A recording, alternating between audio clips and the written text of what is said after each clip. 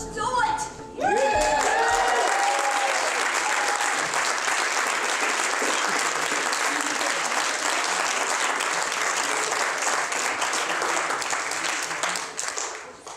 So now we know that Nancy is not just an amazing voice actor, she's a superb writer and producer.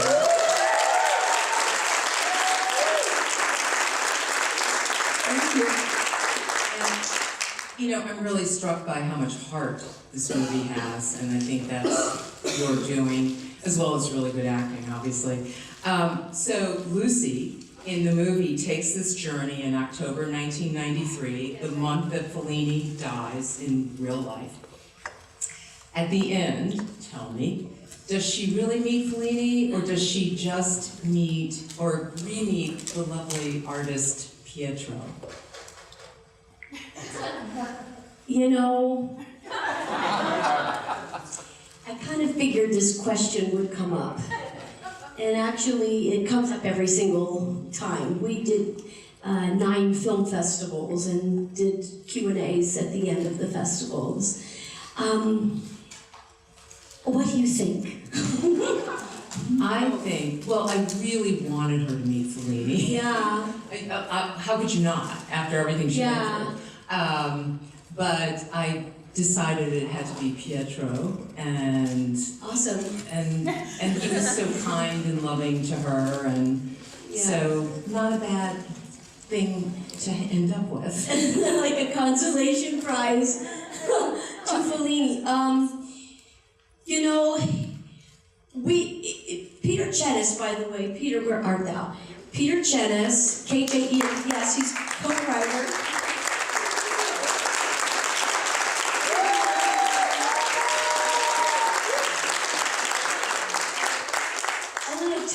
I'm going to get around to answering the question, I promise. But I want to say something because it's all part of the same deal. Peter and I met in 1990, around 91 or 2. And I had been working on this as to develop it as a one-woman show. That's how it started. I'd come back from the trip and realized that my story was much better than taking a film called La Strada that I saw and that I related to somehow the quirkiness of Giulietta Messina. I was originally wanting to get the stage rights to do that as a theatrical production. But when I returned from my journey, my actual journey, I realized that my story was better for me to tell than Fellini's story.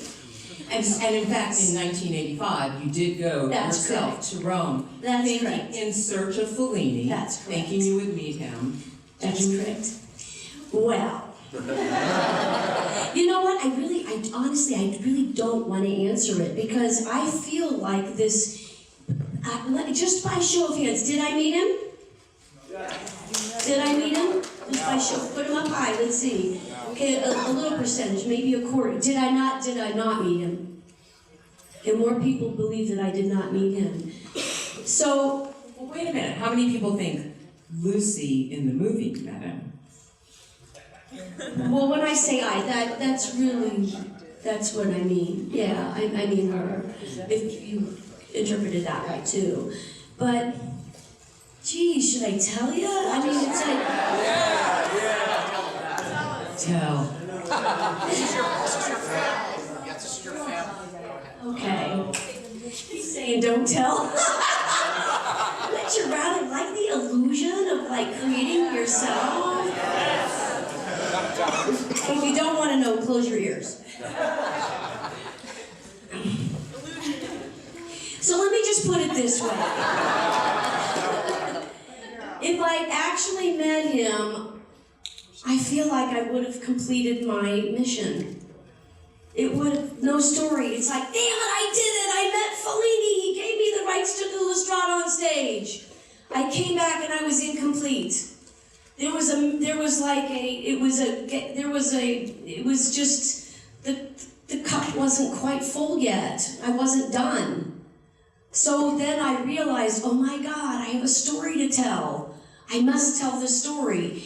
And in the next couple of years, that was in 85 and 87, I was cast as Bart, which started a whole Home Delio in such a big, nobody knew. That was the Tracy Ullman show, and then that was in '87, and then by '91 I was married and pregnant, and that's when I met Peter. And at that time I was developing and doing monologues and creating this as a one-woman show.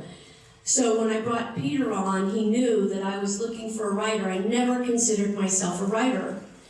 But really, honestly, all actors are writers. We are. You have to be in present time. You have to be paying attention. Your improvisational skills, if you're not training for that, it's a good idea to train for that, because you will meet directors that are counting on you to contribute. This was a very, very, very much a writing on the set, changing the writing, working with the actors that really understood their parts, and trusting in them too to do some improvisation. It was very collaborative. And oh my God, we were so happy with what they had done. The casting, right? And did you sign off though on all the changes in the movie? Did you feel like, yeah, I'm okay with that if somebody suggested? Absolutely. Yeah, very happy. But still, Peter and I, right there on the set, almost all the time, almost the entire time. We weren't in Italy the entire time. It was 2 weeks in Cleveland. Yeah, it was 2 days in Cleveland. You know, Cleveland, it was Cleveland, Ohio instead of Dayton, Ohio, because there were unions. There were more union organizations in Cleveland. So you had your crew was already established. But coordinating with SAG and doing it as a SAG-sanctioned.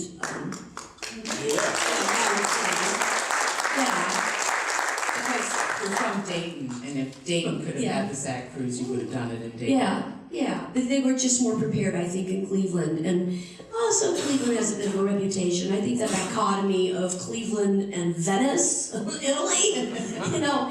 And we took our crew. We also had a crew in Italy, an Italian crew. 360 Degree Films was there, and they had done Gladiator, and they had done the Da Vinci Code. So this was a team that really knew that area, and it was very helpful to us to have a very established on-the-ground production partner. And how did you come to cast Ksenia Solo as Lucy, who is luminous? Yeah, I agree. Ksenia, we had 4,000 submissions for this part.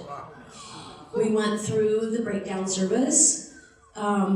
Lisa London Casting did it for us in Los Angeles, and she went through all the submissions. And you know, just to give you a brief idea, it's we had such a clean idea, and so did Lisa and Catherine Stroud, had a very clean idea of what kind of a character Lucy was. And no, yes, no. You know, 4,000 later, and they broke it down to 4 young women. And out of the 4, we screen tested them. They were just put on tape, very simple, just a very simple setup, and had them do a couple of scenes for us. And Peter and myself, Monica and Kevin from Spotted Cow, Tehran looked at this in his company. Yeah, Tehran, the director, and Nathan and Elena Lorch as part of his TXL team. We all worked it out. We worked it, and I'll tell you what it is that got her the part. It was between Ksenia and one other young actress. And they were so different in how their training and their skills. And the other young lady just didn't have the experience behind her. Ksenia, clearly, with the things that she had done, we felt that she could handle the responsibility that it takes to be able to be the lead in a film of this caliber. And that's what really got her the part. And she held her position because she was not what I had in mind. I was kind of for the other gal. What was the other gal like? She was more like, a little more like me. that's another thing that's so very different, by the way, in terms of the writing. I did not, I mean, come on, I'm Bart Simpson, man. I'm not gonna live a sheltered life. I did not live a sheltered life. I wasn't shy. But my mother did have cancer. I did lose my mother, but not at the time that it shows in here. My mother passed away 2 weeks. This was in '78. My mother was dying of cancer, and at a time when I'd never been on an airplane before, I was a bit naive. I was moving from Dayton, Ohio to California to start a voiceover career and start working with Dawes Butler, Huckleberry Hound, Yogi Bear, Quick Draw McGraw, Elroy Judson, all these Hanna-Barbera characters. I knew nobody in California, knew not what I was doing, but I said, that's what I want to do, and I didn't let anything, and I didn't even let the fact that my mother had just died stop me. I go, well, what am I going to do? Stay home and cry the rest of my life? I have to move on. And there was some reciprocal. It was a little tough, though, when I moved out to California. I was by myself pretty much. So that was tough, but that's an honest, to me, it was how to use some truth in my life and put it in the writing to carry this story forward about this relationship. That was the only thing that really broke my heart, was that Lucy was away when her mother died, and that her mother actually deprived her, I don't think she meant to, but deprived her of an opportunity to say goodbye. We went back and forth on this so much. It was so challenging, really. Teron and Peter and I went back and forth quite a bit on, people are going to hate Lucy. They're going to hate, they're going to hate her for they're not going to believe this. They won't trust. Why would a girl who's losing her mother go away when her mother needs her the most? So that was... So you had to set it up where she goes blindly away. Yeah. And why did you cast yourself, or why did the casting director cast herself as the trumpet player? Because I didn't have to audition. Good for you. There should be some perks to being a producer. No, this is actually an interesting story. In the real journey, I was to, again, back in 1985, I had this idea, and I went to AFI, and I got the screenplay, and I looked it up, and I found that Carlo Ponti and Dino De Laurentiis were the producers of this film. And I wrote them letters, and I was with a huge agency. It was ICM at the time, and Jeff Berg was the senior at that agency. And I found out that he represented Federico Fellini. Oh, wow. So this was amazing. And if I got anything out of ICM, it was I got the address. That was incredible, because, I was Nancy, this sounds like a degrade, but I was Nancy Nobody at the time. I had not established myself.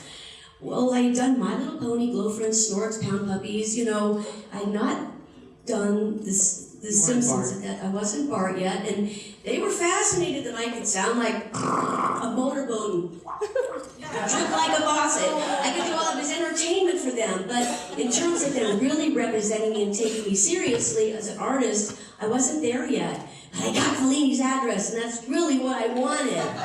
So I started writing Fellini on my Slate typewriter and using carbon paper, and I saved all the copies, and I mailed off the originals, and no answer, no answer, no answer, no answer. Don't give up. I just didn't get the answer yet, so I kept writing, and finally, oh my God, I got a response from Fellini's office. It said, Federico Fellini, 110 Via Bar. I'm like, oh my God. The only thing, though, is that Fiammetta Soleri, I think was her name, was a secretary for him, or assistant to him. Don't come. You can't come. He's going to be here between Christmas and New Year's, but don't come. I'm like, fuck you. I am totally going. You just told me when I'm out of here. So I took off. Cute blonde. I was in my 20s. I'm like, I'm out of here. I'm going to find him. I'll find Fellini, but I want to find the culture. I want to discover, I want to eat, drink, fall in love. I made some stupid decisions. I really was proposed to. Did you have as intense an experience as Lucy does in the movie? Absolutely. Did you like almost get Yes. assaulted? Yes, that was in Venice. That was a nightmare. It was a little different. There definitely was a part of me that, and I think a lot of young women, but they're only like 13, 15 years old, that there's a naivete, that there's a nervousness, and when they're, I'm just telling you, this is what happened. I was a little scared, and a guy was showing me around. He was a chaperone to me in Venice. He was quite a bit older than myself, and I thought he was kind of cute, you know, and he couldn't speak English very well, so we're walking and going over bridges, and it's kind of late in the afternoon, it's wintertime, so the lights are starting to pop on, and I kept pulling my hand away because he kept wanting to hold my hand, and I kept pulling it away and then smiling because I was nervous, and I didn't have the integrity to say, "Hey, stop it! I feel very uncomfortable. Don't do that to me. If you want to, show me around, fine, but if you've got other intentions, Mr. Italy, it's not going to happen." So we kept walking, and next thing I know, he pushed me up against the wall and forced his mouth on mine. And it doesn't take very long to do, but I'm little, and this guy was kind of big, and he's kissing me and like this. Bam! It's a target, and I rammed him right between them. That's the home plate. So yeah. You just would have been screaming. You were much more resourceful. But I ran like a bat out of hell. I really did. Over, and I sort of was looking at indicators along the way, because I sensed something wasn't right, and your instincts are always correct, by the way. But from that, going into, and I ran, and I thought, now I'm in a Hitchcock movie. I felt he was chasing me, but I think the guy probably could never have children after what I did to him. I really got him good. That felt awesome. How long were you in Rome altogether? In Rome? This was Venice, yeah. I guess, where... That was in Venice, yeah. But my personal journey, it was 11 days. I believe it was 11 days. And, some things that I did, ended up at the Vatican, Christmas Eve at the Vatican.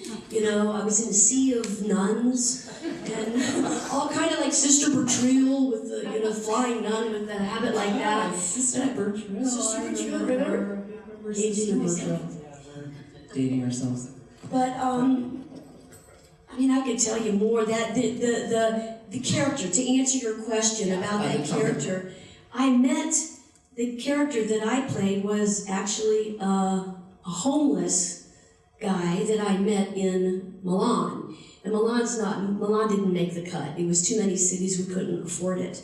So we had to take him, and then, gee whiz, I'm just trying to think of how much I should tell you. It was originally understood with my group that I was going to play Claire. I was going to play my own mother. And I really wanted to play Claire, but when I got into this and started realizing what it takes to be a producer on a film, and how do we sell a film, it does get down a lot to who's in the film, who's directing the film, and I had to say, well, and nobody's going to tell me, Nancy, you can't be in your own movie. My guys were so great, and one day I just said, you know what? I'm going to bow out. We need to cast Claire. It's not going to help. And I know you understand this, especially as the voice of Bart Simpson doing a feature film. They're going to, by word of mouth, it's going to they're going to think it's animated. Right from the get-go, it's a problem. The positioning with Bart is a problem. So that's not going to help. And when we started seeing actresses for this part, it didn't take long. Maria Bello, man, she's Italian. It's like perfect. And she's so committed to what she does. I'm so glad. And then it's like, okay, I'd still like to do a part. And I think it was Tehran wasn't it Tehran that said, why don't you do it? The director. I don't know who suggested it, but... I have no recollection of most of the events. Well, I had met this guy that was homeless in Milan, and I had just arrived. My luggage indeed went to Frankfurt, Germany. I'm alone in Milan, single, blonde, don't know where to go, can't speak the language, starving to death, sort of smell a little bit. I went to a park, because I had arrived in the morning, went to a park and sat down. There was a guy sitting there in a Swedish naval uniform, sort of like Sergeant Pepper, kind of a Sergeant Pepper-like outfit, bald, 4 teeth, maybe 3 or 4 teeth, and he sounded like Mickey Mouse. But when I'm like looking at him, he's feeding the birds bread, and he started to talk to me. He spoke 7 languages, this guy, and he tells me this didn't make the cut. It was such an evolution, this writing this thing, because this would have been a little bit more than we really needed to tell the story. But he spoke 7. He was an actor. Oh. He was like in his 80s, and he used to be in New York and studied with Strasberg. He used to compete and go to auditions against William Holden. Yeah, and he told me the name of some, and I kept a journal, by the way. Was he an American, or he was an American? No, he was Swedish. He was Swedish. He was Swedish, and he told me the name of some play that he had done, and it was so long. He says, by the time you get to the end of the word, it's so long that you forget what you said at the beginning. And he also was the one that said to me, he goes, sometimes you have to travel far, far away in order to find what is closest to you. That's amazing. Oh my God. I was just so, and so what we did, I was so stunned by this guy and ate the bread as I was feeding the birds. And just saved it. I got my picture, somebody, and I walked, can you take my picture? The camera, got that photo and journalized it and captured photos along the way. So he really meant a lot to you when you sort of played an extension of him. Yeah, and I tend to think, Teron and I in talking realized, why don't we have you, the guy that you see, Bibi, he actually, that actor, Bruno Zanin, he was the young fellow, if anybody had seen Amarcord, he was the young actor, he was 22 at the time, he played the lead in Amarcord. And we found him, he lived 3 miles from where we were shooting this in Venice, and they got him out of, he had retired, he did not make a career out of acting. They pulled him completely out of 40, 50 years of retirement and convinced him to come in and play my husband, Bibi. But there really was a Bibi, Patitucci, who, when I almost got raped by that dude, I ran away and I ducked into a little antiquarian, a little bookstore. And what you saw there, talk about production design, right? Yeah, the bookstore's amazing. It was amazing. That's for real. There was the production designer, Jeffrey, didn't have to do anything. It was just a maze of all these books and fun little things, and it was perfect. So we sat that scene in there because of that, and Bruno, it was a lot of improv because I couldn't speak. I didn't know what the hell he was saying. It was like, wow, wow, wow. That was for real. And anyway, but the real Bibi, he asked me if I wanted water. He asked me where I was from. I told him I was from Ohio. I found this piece of art, and when she pulls that up and looks at it, that's the actual piece that I had bought way back then. And I looked at it, and it symbolized, I thought it was me, and I wanted to buy it, but he gets the artist on the phone, who was this guy, his name was Kevin. He said, would you like me to get the artist on the phone for you? I said, yeah. So I speak to this guy who's in London. I'm saying, I love this piece. I really love it. I just want to tell you, thank you so much. I'm going to keep it. It means I'm so inspired by this because she was kind of, you don't really see it in the film, but it's the tiniest little piece of this naked woman that's made out of bronze, and she's emerging from a piece of blue lapis. And she's looking in the water at a reflection of herself, naked. I'm like, God, that's me. I want to get it. So I talk to Kevin. Bibi gives me his card. Years go by, and we're ready to go. Peter and Teron and I ready to go over there, we did a little preliminary. It wasn't part of the budget, so I said, I'm going on vacation. I'm taking 2 bodyguards with me. End of story. I'm paying for it. That's the one thing I'm going to splurge. So we took my journey and traveled and tried to find these people that I had originally met and went back to that store. But the night before I went on the internet and I found this business card and I looked up this thing. I couldn't believe it. There it was on the internet. He was old then. The real Bippy was old. But he was really around. Well, when we went there, unfortunately, we spoke to, is it still working? You hear me okay? Yeah.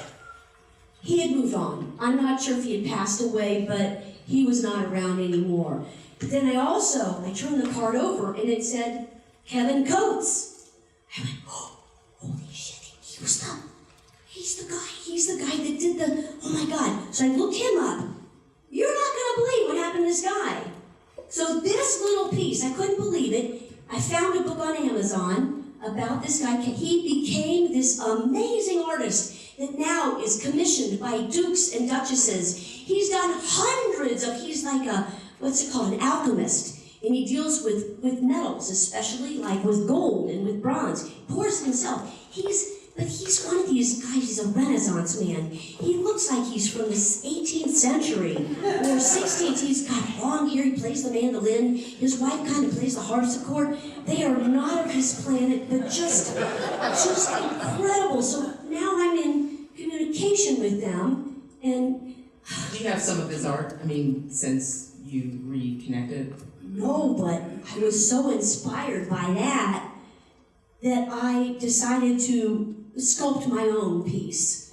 And then I did a sculpture. Are you talking about the Barnett? No, this is a different one than that, but yeah. And yeah. And let me ask you about Lucy. That's also the name of your daughter. Yeah. So this is Lucy. Is your daughter like you, or what's your daughter like? No, Lucy, I guess, first of all, Lucy Cunningham she's not my daughter at all. It's the name that means light, lighthouse, bright, Lucy, Fellini. That's just the name, the significance of the name. Claire means clear. I wanted Claire to be very clear about what her intentions were. So that was just, as a writer, I thought, oh, that's a cool way to pick A it. tribute to your daughter. Yeah, Placido means peaceful, anything but. That guy was messed up, man, manipulative. Yeah. We meet these guys, you guys know what I'm talking about. Some of these people you think that they're your friend, they think that they're helping you. And they're not, and they're smiling very broadly, but tends to be a knife behind their back sometimes, and they really don't want you. Did anybody experience that? People that don't really support what it is that you do as an artist? I think a lot of us fall prey to that in life, just in general. So let me ask you a little bit about The Simpsons and Bart, and the fact that you've done The Simpsons for 28 years. It's renewed for seasons 29 and 30. You are arguably the best-known voice actor of our time as Bart.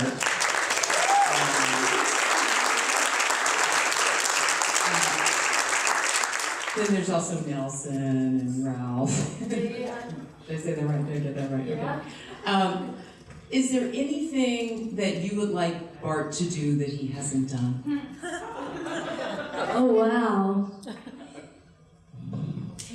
Actually, it's, my attention doesn't go there in terms of the scripts. I show up and I will have been delivered the script the night before on a Wednesday night, and I'll read it, and I'll go to the internet and I will look up names of individuals that, that they're referring to, that are people of history, opinion leaders or whatever. I'll look up words that I don't understand. I want to know what I'm talking about here, do my own homework on it, and then, I read the script obviously, but you'd be surprised that even on our show, it's really important to just read the script ahead of time. Sure. Because we go in for the table read, and the room is a conference room. seats about maybe 60 people altogether.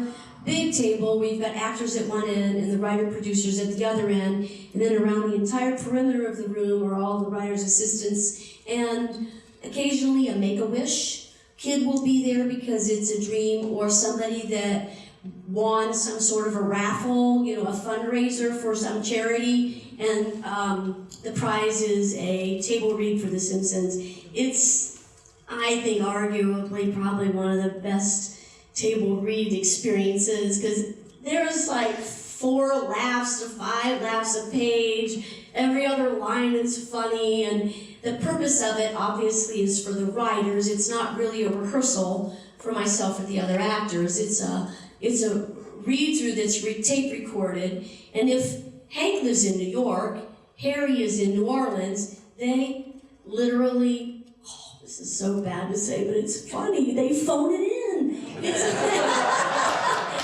They come through an intercom, they're on the telephone, and same thing with me, I've been out of the country, and I've been in Australia up at 4 in the morning or something, and it's 10 in the morning in LA. If that's right, I remember it was like a ridiculous hour of the day. But better to be there in person, and even I recently had gotten a little laryngitis, and the table read is more important to show up for than the actual record, because we have some leeway that I can get healthy, can get my pipes back, but for the table read, they want the actors that were cast and not somebody doing a temp, a temp voice. And the temp guys are fine.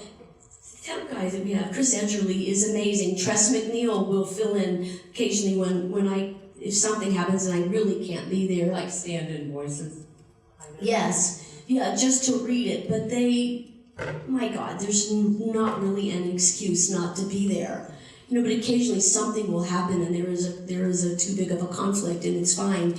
But for the most part, we're all there, whether it's through an intercom or actually there in person. How long does it take to do one show, one episode? Great question. For the actors, our participation, as you can imagine, is we're first, after the script is written, we're first on the chain in terms of the production. We go in at 10 in the morning, we're done by 10:45 for the table read, and that's it. And then we go in on Monday, that's a Thursday, then we get the rewritten script. Monday, it's from 10 o'clock till about 3. But depending upon your part, sometimes they'll see if I'm not that heavy, which is not. Dan is Homer, and he does, all the guys do like 12, 13 voices. I do 7. Bart, Nelson, Ralph, Kearney, Todd, Database, Maggie. Those are my boys. Most people don't know that because all that really matters is number 1. Once they say, I'm Bart Simpson, who the hell are you? Nobody cares about, except for me, Nelson Mandela Months. That's gotta be the best name ever, Nelson Mandela Months. What's it like when Bart's talking to Nelson? I mean, what's that like for you? To talk to myself? Exactly. We had to find that out. We had to find that out in doing it. And there's been a couple of shows where I've had 4 characters talking to each other. And the advantage is I'm never going to step on my own lines. That's pretty cool. But you gotta, we've all kind of, those of us that are multi-voiced, doing it, we learned by experience. And there's a great show, Radio Bart, I think it was in the 3rd season, where Bart gets a Mr. Microphone, and it's done, these were sold in the late 70s that you could get this. And it somehow picked up a radio frequency, so it would come out of a portable radio.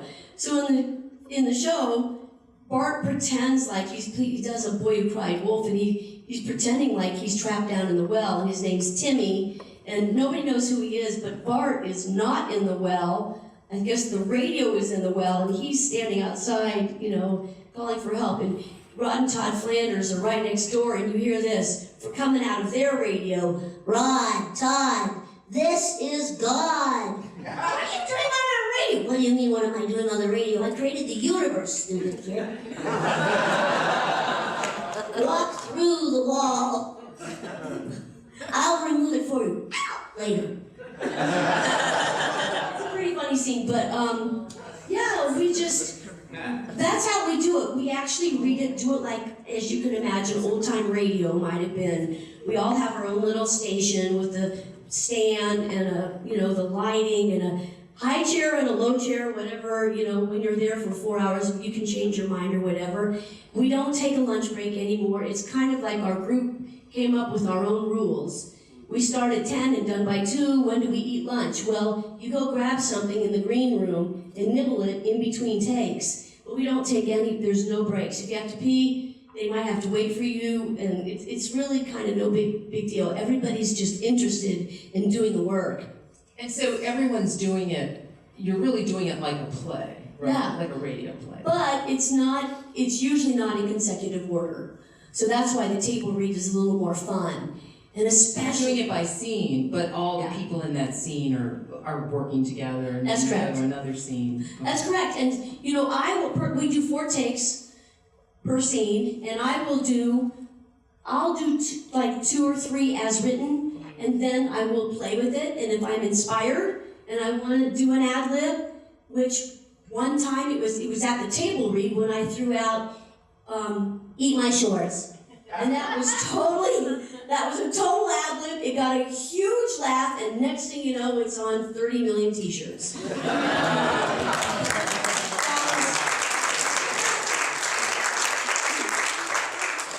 You should be very proud of yourself. No, you really should, actually. You won an Emmy in 1992. You're up for another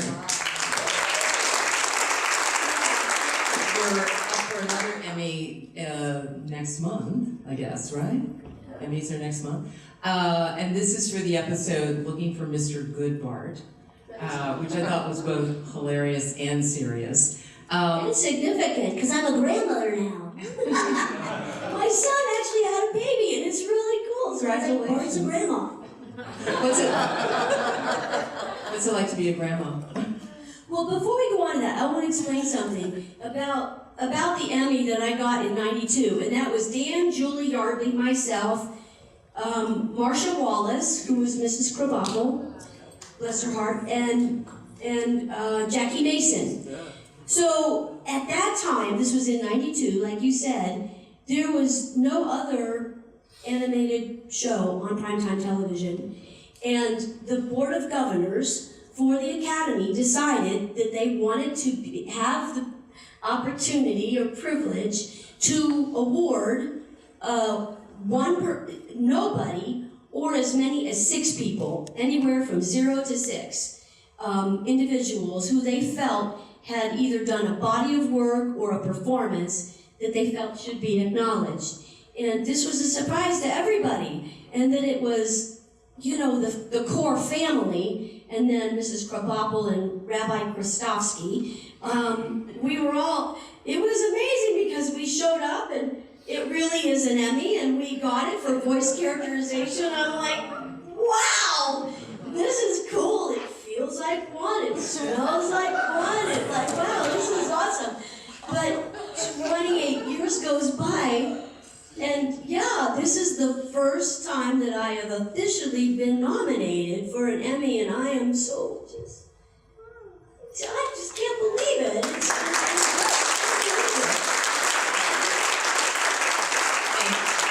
great episode.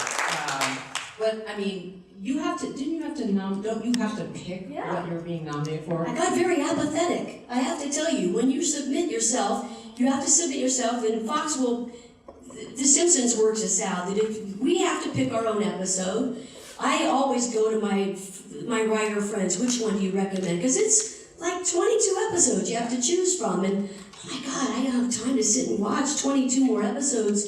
It's a lot to confront, and I kept every script. I still have every single script. I have a wall.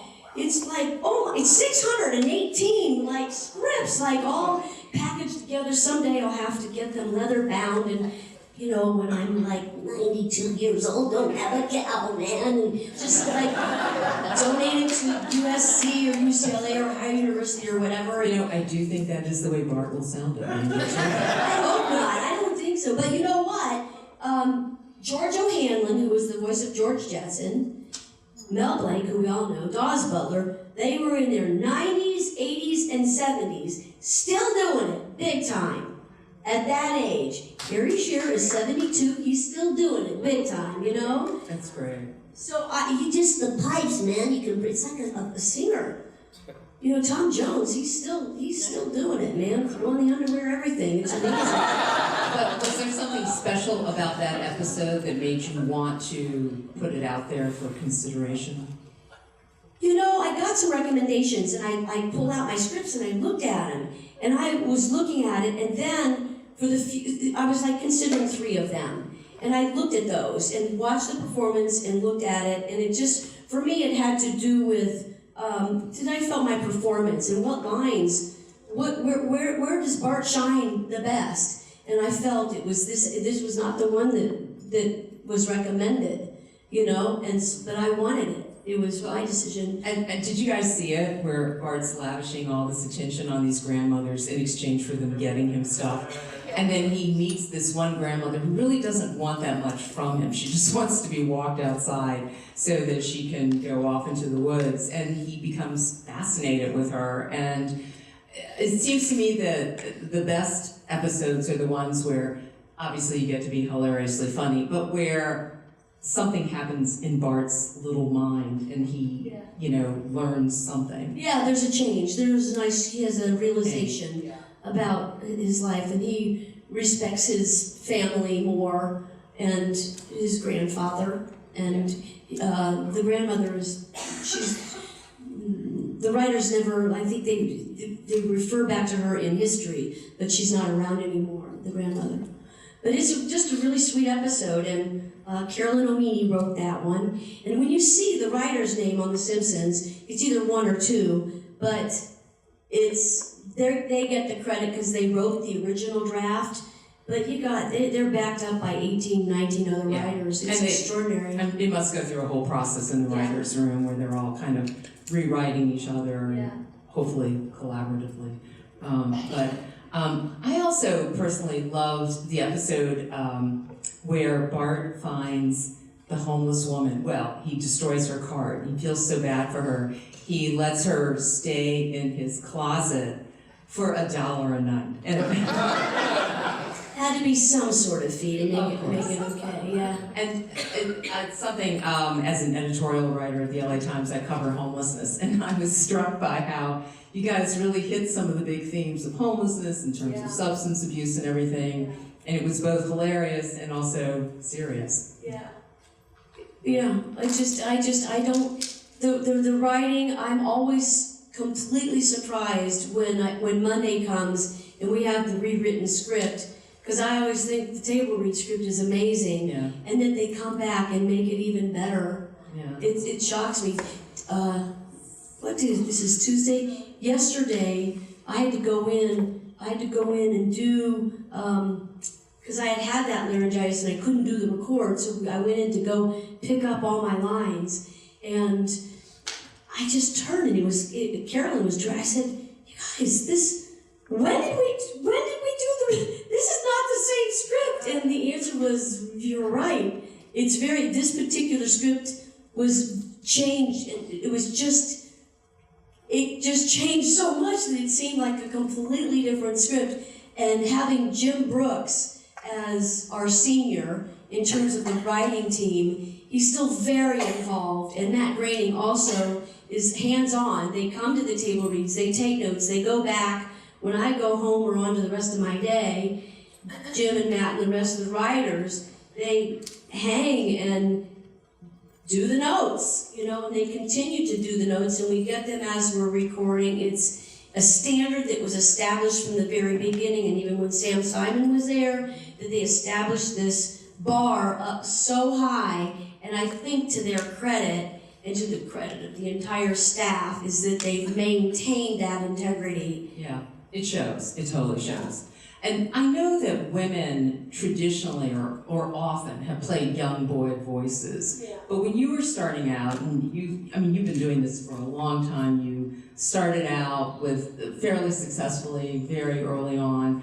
Did you, when you got sort of moved into playing boy voices, did you embrace that? Did you think this is weird? Yeah, that's a great question. That's great. It started when I was in high school, and I was on, the thing that attracted me to this particular public school was that they had a speech team. And there was the debaters who grew up to be politicians or lawyers, and then there was forensics, which is public speaking, not medical forensics, that kind of thing, but it has to do with public speaking, and I did individual events, like humorous interpretation and dramatic duo and things like this. And I also did sales speeches, expository speeches, and just learned how to public speak. It was a really, really smart, and it was so fun. And it was my junior year. I did it my sophomore year, because it was a high school, and I did okay my sophomore year, but it was my junior year that I really realized, I found this piece, it was just a children's story by James Thurber called Many Moons, and there were 7 characters in it. 6 of them were male, and one of them was a little girl, and her father was the king, she was a princess, her name was Lenore, and she thought the moon was, she's like, it's like the math magician, how big is the moon? You know, something doing some sort of a voice like this. He was like the count, you know, how big do you think the moon is? It's just about the size of my thumbnail, because when I hold my thumbnail up, it just about covers it. So that was, I would get comments from the judges saying, you have such a unique voice, you should do cartoons. This is Ohio, man. We don't do that here. And like, what does that even mean? It never even occurred to me that you could be an actress and get paid to do that. And how old were you when you were getting this kind of thing? That was like 16. I was 16. But told jokes, and like I did theater and did children's theater, and I was in a speech competition when I was 10, and I won, and made people laugh, and I'm like, ooh, I kind of like that, you know? So I sought opportunities doing children's theater and summer theater, and then a junior and senior class play, but it was really the practical aspect of going to competitions every Saturday, you know, and standing up and signing my name on the board, and you know, and making it to semifinals and quarterfinals, and now I'm a finalist, and I won a lot. Big trophies, like my brothers are like Little League, and I'm first place in humorous interpretation. But the point is that I realized that I could mix it up and do boys' voices and girls' voices. But when I fast forward now I'm 22, when I started like working professionally, and Dawes Butler, who was my mentor, took me to Hanna-Barbera, but I didn't get called in to audition for, you know, a couple years, a year and a half or whatever, till he felt I was ready. And then when I went in on my own, I realized, well, they had me. The first thing I did was Gloria on Richie Rich. But then shortly after that, it's Reading for a Pony, My Little Pony, and a Snork, and it was a girl too, but then boy voices. And I had a quality that was more associated, like a gravelly little quality that was kind of like a tomboyish kind of a thing. And I just got cast as boys. And it was years later when I realized I had created a niche for myself. And you like it, right? It's not like you want to go off and do girls, although you do Maggie. Maggie, but yeah, she Maggie doesn't talk so much. Yeah. But even like if there's an extra voice on the show, Tress will tend to get cast as that. I do them occasionally, but there was a show called God, the Devil, and Bob. It was very short-lived. Marcy Carsey was a Marcy Carsey production, and I was to go in to do a part, and they wanted me to be the girl, and they were going to just cast me, no, you girl, and I said, you know, wait a minute, was it the other way around? Cast me as the girl. No, Cass Susie did the boy. No, they wanted me to be the mother. And here's the thing, this is a 13-year-old, I ended up being the girl. But it was my voice. It was kind of like, here's the girl answering the phone. Hi. Who is this, please? Who's talking? No, this is Karen. Hold on a second, let me get her. Mom, it's for you! Okay, here's the mother. Hello? Hi, yeah, no, this is Karen's mother. You see what I mean? The range is like, I can sound like this is Bart Simpson, like a really, really young Bart Simpson, which is Bart Simpson on helium.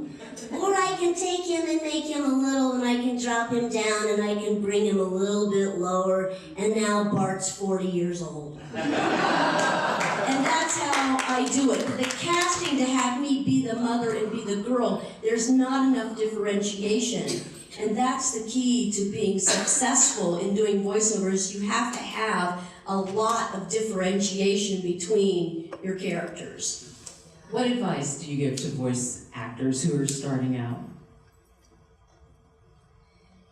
It's so funny because today it may be a little bit different today than it was 20 years ago. Our industry has evolved so much. A couple of things, and it's going to surprise you. Do what you love. Surround yourself with people that believe in you and support your dreams. Make your goal, it has to do with do what you love. You have to be passionate about it, because if you don't have the passion to do it, I don't know how you would succeed. There's so much competition and so many really good people. They were born to do it. Their passion is ingrained in them. Personally, I did not have the passion to be on camera. My passion was the voices.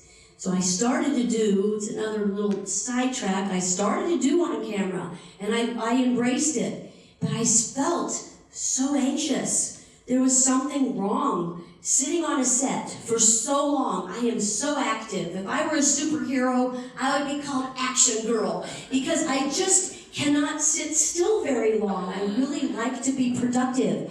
And if that doesn't bother you, if you're going to be the lead in the movie, it's not going to be a problem. You're going to be busy. You're going to be memorizing lines. You're going to be, doing your research and stuff. But if you're just there and being a guest star and gosh, I don't want this to sound like I'm minimizing that. It's significant, the work that you do. It's sometimes harder because you only have one show to create a complete character. Whereas the leads there's a lot backing them up in terms of their history and relationships with others. Does that make sense? Yes. So, but the point being, you have to be passionate about what it is and really commit to it. So those some advices. Also, be a professional. Totally be a professional. Do everything that you can do. This movie, I had no idea how much more challenging. The shooting, who wouldn't have fun in Italy? Come on. Shooting their first film in Italy, whether you're the crew or an actor in the movie, you are going to have a blast. But after that, getting a distributor, getting the backup and the time schedules of the artists to show up, to do the promotion that's crucial. I'm the only one sitting here tonight, because... Wasn't it in their contracts that they had to do promotional stuff? If they're available. And as a producer, I get it. They're on doing another thing. And since they want to be a part, they love this movie. They want to be a part of this movie, but it's hard because all of them are working. And Ksenia is in Toronto. Maria Bello is working on NCIS now. She's new character on that show. Mary Lynn does all kinds of, she works in and out doing all kinds of stuff and stand-up. Oh my God, when we did this in Ohio, she would go off. We kept our time schedule. They had their evenings to work on their own parts. We would actually just do a regular day. No overtime, no budget for it. We had to keep it on track. Mary Lynn would go off and find a comedy store and work the crowd. She would do her stand-up act. I'm like, oh my God, I love you. That's amazing. Yeah. That's a lot of applause. That's a lot. That's passion, man. So let me, Nancy,